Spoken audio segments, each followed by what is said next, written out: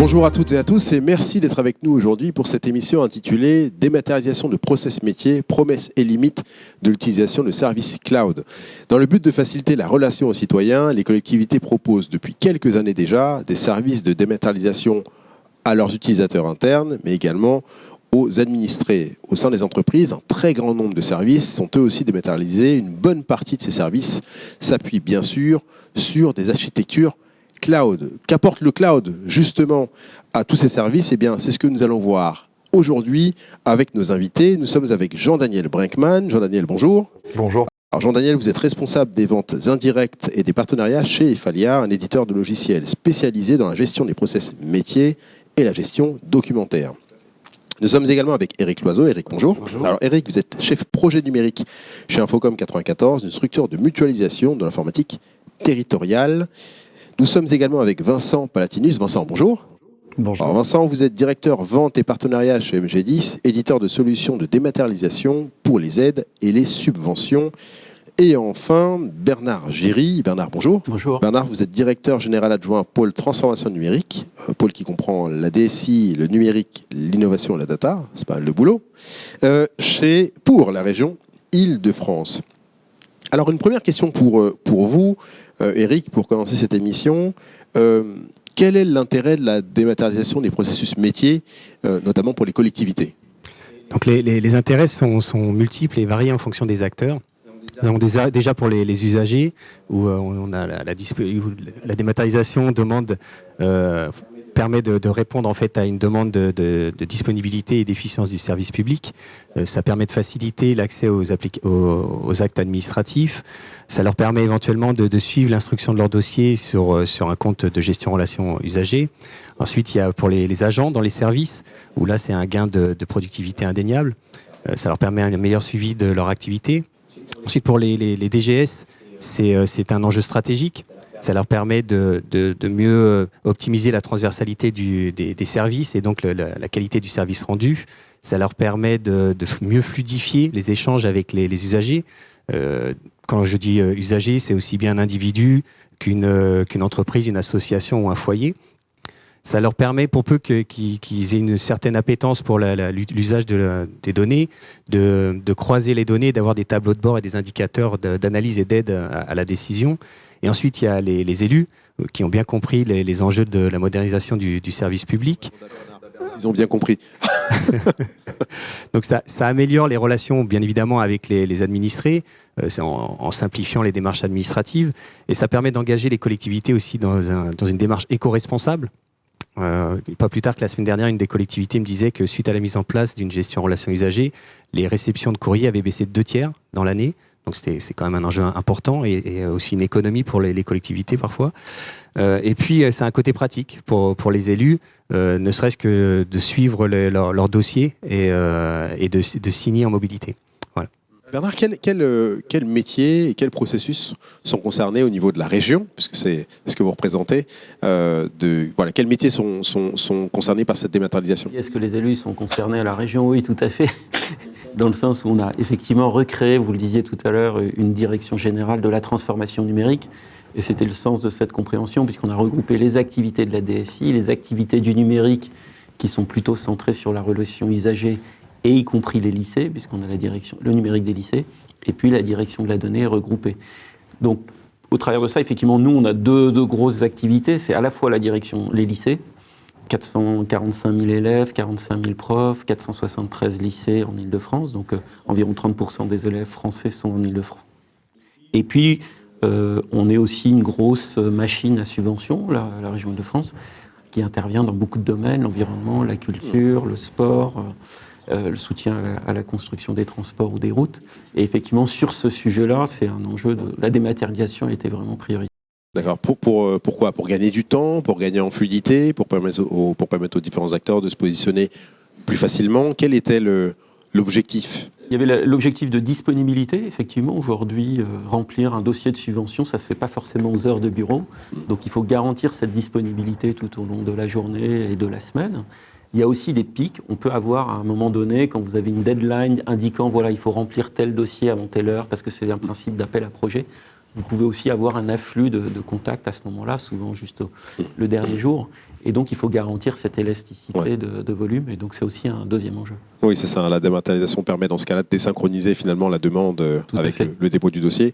Est-ce que le cloud était pour vous un prérequis? C'est vrai qu'on généralement on n'en parle pas en termes d'usage, mais est-ce que, vu que vous êtes dans la partie du métier, est-ce que pour vous justement en termes d'agilité, vous en parliez, en termes de disponibilité, eh bien le cloud était vraiment quelque chose, une plateforme qui pour vous était nécessaire dans votre réflexion dès le départ? En tout cas, aujourd'hui, elle est nécessaire dans la réflexion. On est dans une réflexion hybride. On a à la fois des serveurs et on continue à faire du on-premise, parce qu'il y a aussi des éditeurs du logiciel qui continuent à faire du on-premise et qui ne sont pas sur le cloud aujourd'hui. Et puis par rapport à d'autres enjeux, et donc les enjeux, on va dire, d'orientation vers l'extérieur, des enjeux usagers, des enjeux de disponibilité, de fréquentation, font qu'on se dit à ce moment-là, l'option cloud doit être utilisée chez nous. Jean-Daniel, à quel cas d'usage, on a eu 2 exemples là, à quel cas d'usage le cloud permet-il aujourd'hui de répondre dans ses ambitions de dématérialisation pour les collectivités d'une part, mais peut-être également, si vous avez quelques éléments à partager avec nous, pour les entreprises? Oui.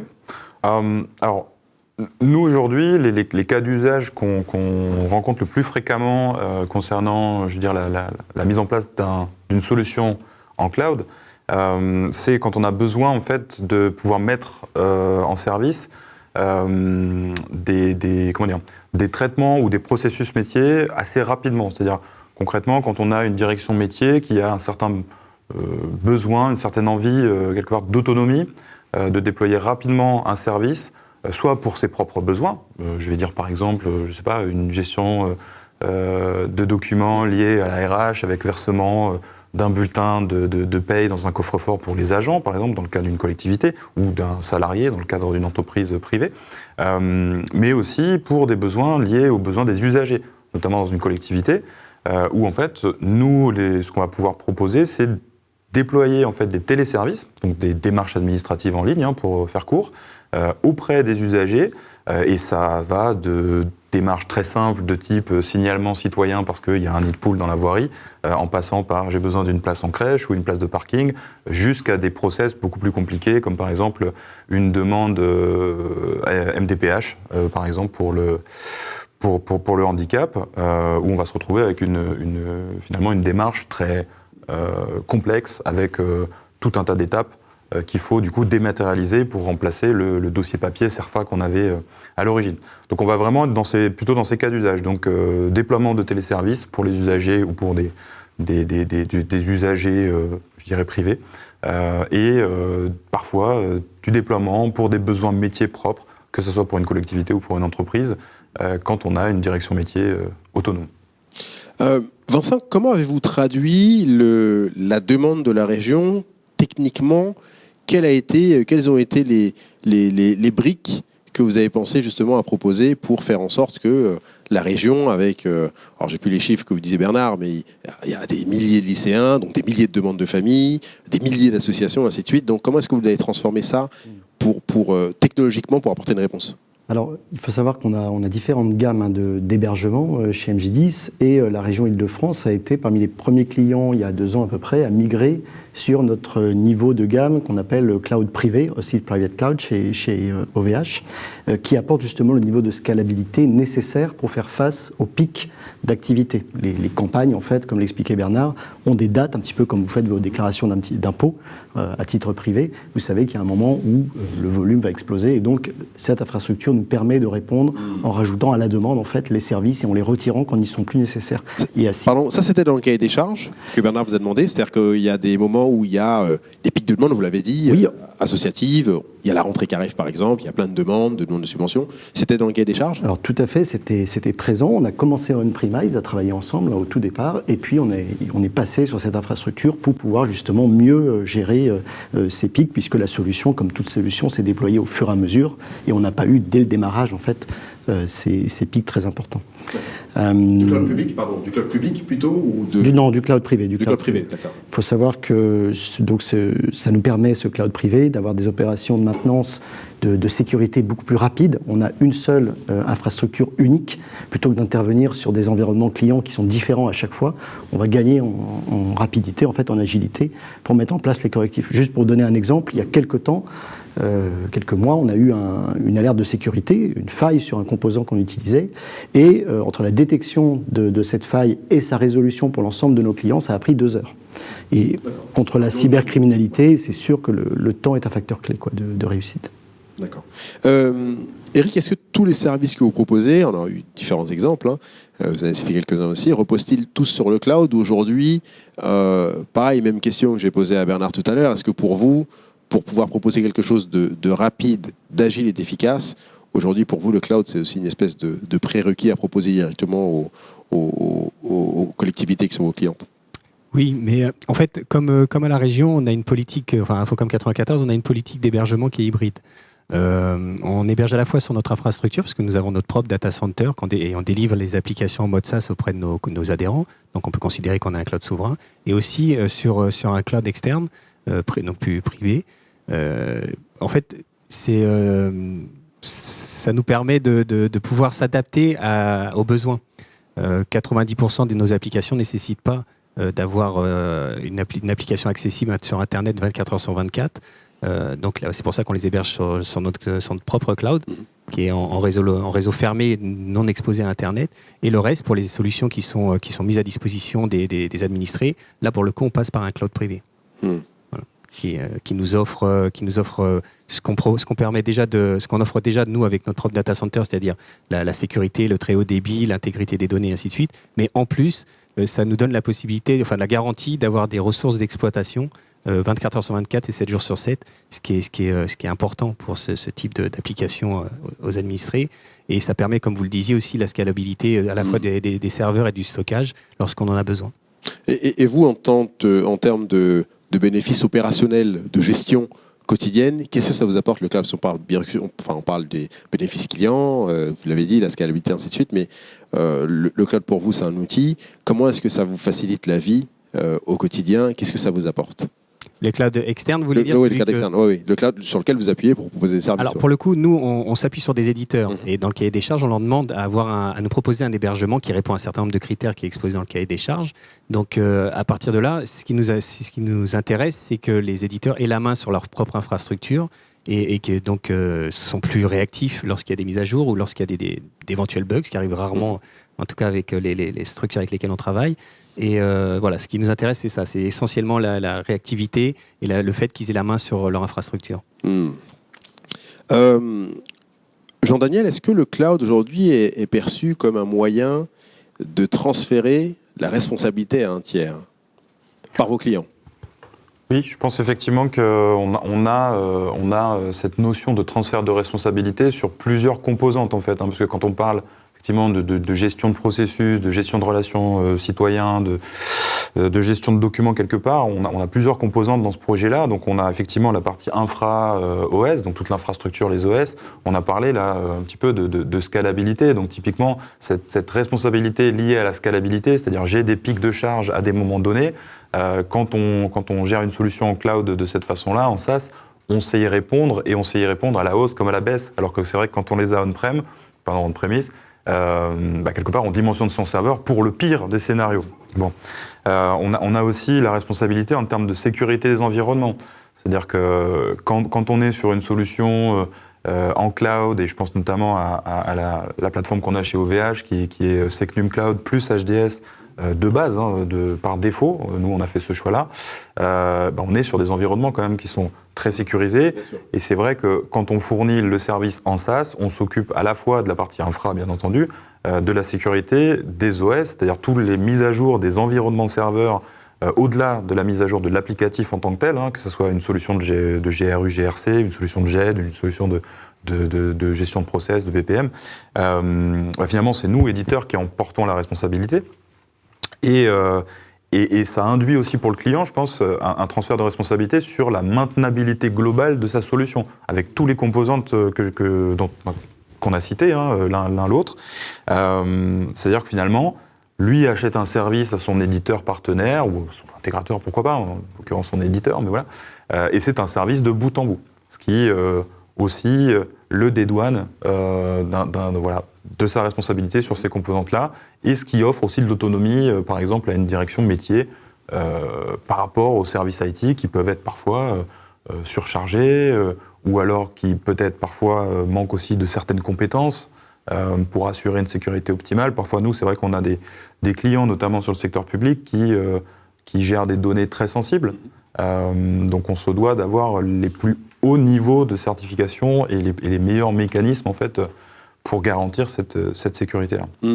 Bernard, quelle discussion vous avez justement avec vos fournisseurs, sur le plateau, en tout cas vos intégrateurs, sur cette question-là? Est-ce qu'aujourd'hui, lorsque vous parlez de cloud, vous disiez tout à l'heure, vous étiez sur une démarche hybride, en tout cas vous l'avez initiée, qu'est-ce que vous attendez d'eux en termes de responsabilité? On sait qu'aujourd'hui, le fournisseur de cloud toute la responsabilité de la donnée ne pèse pas sur ses épaules. Celui qui est propriétaire des données, entre guillemets, en tout cas qui les génère, doit également garder une partie de la responsabilité. Quelle discussion vous avez notamment, par exemple, avec un MG10 sur cette question très, très, très critique? On parlera de RGPD après, et de données et de souveraineté, sur cette question-là de la responsabilité autour de la donnée.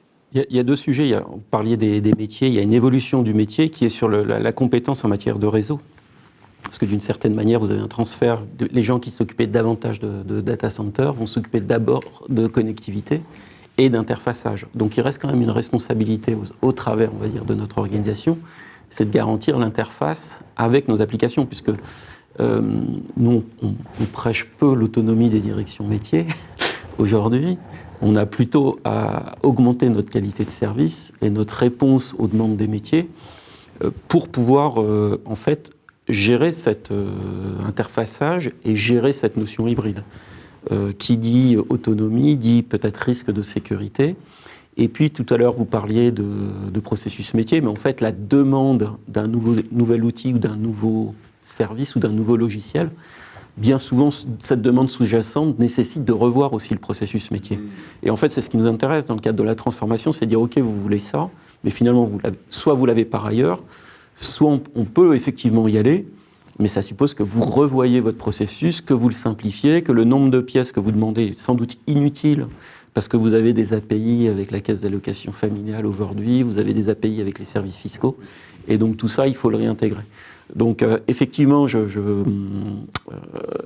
ça nous pousse effectivement à être plus réactifs au niveau, dans ma direction, de la DSI, et en parallèle, la question des données aussi devient extrêmement importante, puisque in fine, nous sommes toujours propriétaires de données. Mais il faut le faire savoir à certains éditeurs, parfois, que la donnée nous revient. Ce n'est pas parce que c'est en mode SaaS que la donnée appartient à l'éditeur. Et donc, il a besoin de nous la rebasculer. Et on a besoin d'en être propriétaire en termes d'usage pour pouvoir justement la croiser avec d'autres solutions mode SaaS qui produisent d'autres données, y compris dans les enjeux d'intelligence artificielle sur lesquels on va se déployer. Donc, bien cet enjeu de dire, OK, il y a la responsabilité effectivement du management, mais la responsabilité de la propriété de la donnée reste bien chez celui qui la produit, c'est-à-dire non. Sur ce, allez-y, j'en prie, allez-y. Merci Thomas. Je voulais rebondir sur ce que vous dites parce que c'est très, très intéressant, très important, cette notion de réversibilité de la donnée. Vous allez y venir, donc c'est très bien. Les grands esprits se rencontrent, c'est ça. C'est ça. Et c'est vrai que c'est un élément qui est très important, qui est critique et qui est malheureusement sous-estimé souvent au démarrage des projets. On le voit, nous, les différents cahiers des charges auxquels on répond, les différentes consultations. Souvent, cette notion de réversibilité, en fait, n'a pas, je dirais, d'importance majeure, de poids majeur dans le choix de l'éditeur. Mais parce que les gens n'ont pas cette notion en tête de réversibilité, ou c'est parce que ils estiment que c'est pas c'est pas un problème en fait. Peut-être que nous on le voit comme tel, mais alors que l'utilisateur final n'a pas cette notion de réversibilité en tête. Alors, peut-être, oui, peut-être. Peut-être qu'on minore finalement le worst case scénario, c'est-à-dire en gros, ça se passe pas bien, j'ai besoin de récupérer mes données à un instant T. On est peut-être un petit peu optimistes tous. En revanche, c'est clairement quelque chose de clé, parce que nous, on a vu nombre de projets qu'on a dû reprendre du coup derrière, d'autres confrères ou concurrents parfois, où quelque part, cette notion de réversibilité n'ayant pas été abordée, le client se retrouve finalement piégé dans un contrat. Alors je veux dire, il est conscient de ce qu'il signe, oui, bien sûr. Mais il est piégé dans un contrat où en fait, pardonnez-moi l'expression, mais on le rançonne pour lui rendre ses données dans un format exploitable. Parce qu'on peut les rendre aussi de format brut, les données, mais elles ne sont pas exploitables. Et malheureusement, on le voit au quotidien. des éditeurs qui sont transparents, MG10, nous par exemple, ou la réversibilité, je veux dire, c'est très clair. C'est si à un moment donné vous avez besoin de vos données, on vous les remet en clair au format exploitable sans vous demander quoi que ce soit. Je veux dire. Ça, c'est votre discours aussi chez MG10. Tout à fait. Et je me souviens, la première fois qu'on a eu à faire de la réversibilité en masse, c'est quand on a mis en place des procédures d'aide en urgence pour aider les entreprises. Vous savez, au début du Covid, les régions étaient un bras armé en fait pour distribuer des aides. On a déployé une quinzaine d'environnements pour les aides aux entreprises qui sont restés quelques mois. Et ensuite, il a fallu tout arrêter en fournissant l'intégralité des données, des documents pour que nos clients puissent continuer en fait à les exploiter, même une fois le service terminé. Donc ça nous a fait un exercice en temps réel pour s'assurer que nos processus fonctionnaient bien. Je suis surpris, moi, parce qu'en fait, depuis des années, dans les cahiers des charges, maintenant, on demande justement cette clause de réversibilité et on intègre même les demandes d'accessibilité pour l'open data. Alors, on a vu que quelques éditeurs étaient parfois réticents à ouvrir leurs données, même si c'est une obligation réglementaire, bien que ça ne soit pas, disons, taxé les collectivités ne sont pas taxées si elles ne font pas d'open data. En attendant, l'accessibilité aux données, pour lesquelles les collectivités sont propriétaires, ça va de plus en plus, ça s'ouvre de plus en plus. Donc, bien. Manifestement, c'est pas le cas partout. Vous voulez compléter peut-être sur cette question-là de réversibilité? Je vous ai un peu coupé, mais... Ah non, c'est bon. Tout est parfait. Le temps passe vite. Il y a encore quelques questions à traiter. Toujours pour vous, Jean-Daniel, alors on a parlé effectivement, là on vient de parler, on reparlera encore un tout petit peu des données, mais peut-être un élément sur la capacité d'accélération qu'offre le cloud. Est-ce qu'aujourd'hui, pour vous, le cloud peut-il être utilisé comme vraiment un accélérateur pour ce genre de projet, ceux notamment évoqués par Bernard il y a quelques minutes? Oui, alors très clair. Alors, bon, faut quand même repréciser, on l'a dit, hein, tous autant qu'on est.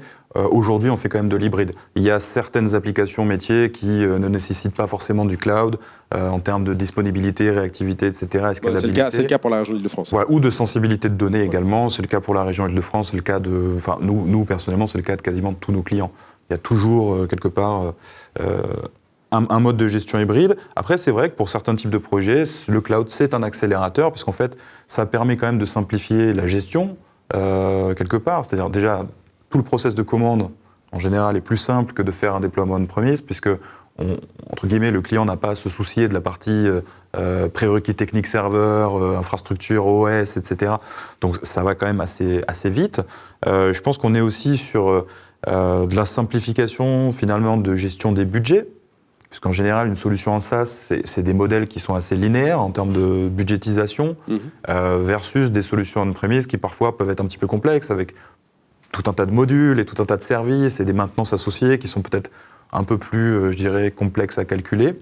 Donc voilà, le modèle SaaS, en général, c'est assez simple, c'est linéaire. On a des métriques faciles à maîtriser en termes de nombre d'utilisateurs ou nombre d'usagers. Typiquement, sur de la gestion de relations citoyens, les métriques qui rentrent en compte, c'est le nombre d'habitants de la commune, quelque part, le nombre d'agents en back-office. Enfin, voilà, c'est pas très compliqué. Et puis, on gagne aussi sur le temps de déploiement. Puisqu'en fait, quand on est en SaaS, on est sur des logiciels, enfin, des instances applicatives qui sont packagées. C'est-à-dire que nous, on vient de déployer un package, le package comprenant l'OS, que ce soit un Linux, un Windows, pour faire un peu de pub pour eux, et toute la partie applicative derrière. Et également, quand on livre après les mises à jour de ces packages, on va mettre à jour en fait l'ensemble du serveur virtuel. Donc on gagne aussi sur ce temps de déploiement, on gagne sur les temps de mise à jour, et on gagne en simplification, je dirais, de process, commande d'achat, facture derrière, et en lisibilité. Donc oui, c'est un accélérateur de projet aujourd'hui pour nous, selon, encore une fois, le processus visé. Si ça y répond, si ça peut le faire en SaaS, du coup ça va plus vite. Bernard, est-ce que vous le voyez comme tel, ce cloud? Est-ce que vous le percevez comme... Jean-Daniel à l'instant, comme un outil capable de vous permettre d'aller plus vite dans la mise en place de vos projets? Oui, c'est le cas. Même si on essaye, en fait, compte tenu aujourd'hui du mode hybride tel qu'on l'a développé, en fait, de paralléliser les deux démarches. Un, dans la réinterrogation des processus métiers. Donc ce temps-là qui est souvent, on enfin on dirait qu'on pourrait avoir tendance à le minimiser parce qu'on va passer en cloud en disant j'ai pas besoin de réfléchir à ce que je fais puisque je le passe en cloud. Donc je caricature un petit peu, mais en tout cas on essaye nous de réinterroger, en tout cas c'est dans la phase dans laquelle on est aujourd'hui. Ça c'est un élément clé. L'autre élément c'est aussi de se dire finalement quand vous passez en production, que ce soit on-premise ou cloud, les deux processus étaient complètement déconnectés, en tout cas chez nous. Aujourd'hui, on essaye de les reconnecter justement compte tenu de ces interfaçages. Donc, je dirais qu'à la fois, on va gagner du temps côté cloud, et en même temps, il y a une exigence d'augmenter la qualité de rapidité et de service côté, on va dire, on-premise, pour aligner les deux, parce qu'en fait, on voit bien qu'aujourd'hui, on travaille sur les deux, et qu'il faut que les deux temps se réalignent pour que ça fonctionne bien. Et peut-être, et sur la partie données aussi, c'est vrai que c'est un élément clé, vous le disiez effectivement, dans la partie cahier des charges, puisque les collectivités fonctionnent essentiellement par cahier des charges, que ce soit centrale d'achat ou pas. On a besoin effectivement en tout cas on y veille aujourd'hui beaucoup plus, même si c'était inscrit, comme vous le disiez, depuis un certain temps, mais on est beaucoup plus opérationnel dans la façon dont on va les utiliser. Est-ce qu'on a un infocentre où les données sont déversées dès le départ, clairement identifiées? Est-ce que c'est là où on va les croiser? Et donc on a une augmentation, je pense, en tout cas au niveau région, mais dans les collectivités, du cahier des charges autour de ces questions de données. Donc on gagne effectivement du temps, mais on essaye d'aligner les deux processus en réalité. Ce que je vois aussi, c'est qu'on a de plus en plus de clients en fait, qui nous demandent de faire des proof of concept, donc des plateformes de démo, des maquettes. Et celles-là, en fait, on les réalise en cloud, en SaaS, parce que justement, ça va vite, on a la main dessus, donc on peut déployer rapidement. Et une fois que quelque part le client est convaincu de ce qu'on lui a montré, là, en fait, on va réinternaliser cette plateforme de test, maquette, chez lui, s'il veut l'avoir chez lui. Ou alors, on la met encore en SaaS, c'est-à-dire qu'on va la dupliquer sur une nouvelle plateforme SaaS, par contre bien dimensionnée pour répondre à son besoin, etc. Et ça aussi, c'est quelque chose qu'on voit de plus en plus, qui était pas vraiment présent à l'époque, et qui maintenant est de plus en plus simple à réaliser. C'est-à-dire toute cette opération finalement de maquettage, et je prouve ce que je suis en train de vous dire par rapport aux besoins que vous m'exposez, le cloud permet de le faire beaucoup plus rapidement que ce qu'on pouvait faire auparavant. Pour finir, j'aimerais qu'on parle un tout petit peu du label Secnum Cloud, et je me tourne vers vous, Vincent. Qu'est-ce qu'il apporte, Vincent et Bernard d'ailleurs, qu'est-ce qu'il apporte et comment aujourd'hui les collectivités peuvent s'appuyer justement sur ce label pour être certaines pour le dire vulgairement, cocher toutes les cases en termes de sécurité, en termes de souveraineté également. Alors c'est bien ça, hein, et on est persuadé chez MJ10 que le label Secnum Cloud va s'imposer, va devenir un critère vraiment indispensable en fait dans les années qui viennent. Il y a encore un an, à peine un an, c'était encore pas tout à fait mature. On commençait à en parler, OVH commençait à en parler, on savait que c'était quelque chose vers lequel on devait aller, mais on n'avait pas encore d'expression de besoin formelle. Aujourd'hui, les conseils régionaux et quelques clients ministères commencent à nous challenger sur cet aspect-là. Donc, qu'est-ce que va apporter le label Secnum Cloud ? D'abord, c'est une homogénéisation des exigences de sécurité. Aujourd'hui, on a dans les cahiers des charges des collectivités, des agences d'État, des exigences de sécurité qui, même si elles sont sur un mode un petit peu similaire, varient d'un cas à l'autre, ce qui nous complique aussi la tâche. Là, l'idée, c'est de se dire, je demande le label Secnum Cloud, ce qui me permet, comme vous le disiez Thomas, de cocher un certain nombre de cases automatiquement. Il y a également un gain de temps et de sérénité qui va être associé, puisque en ayant ce label, on passe un certain nombre d'étapes. Je pense par exemple aux homologations RGS qui sont demandées pour les plateformes en ligne au niveau de l'ANSSI. Le fait d'être certifié Secnum Cloud va permettre aussi de gagner du temps dans cette certification.